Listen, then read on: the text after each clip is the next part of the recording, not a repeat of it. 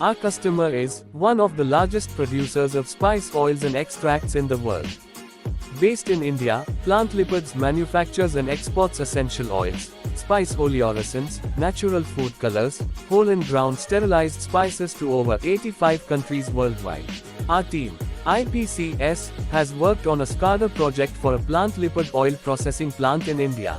These oil processing plants that are located there have 13 vessels for processing the raw oil extracted from spices into oil, which is used for making products like flavor ingredients, seasoning, beverages, natural food colors and flavor ingredients. This is the control room of the whole plant, where our SCADA system is placed. This is our SCADA system's boot-up screen.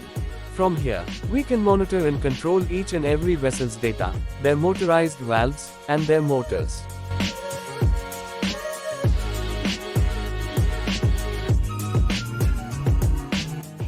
This is the control panel that is used there to control every field equipment.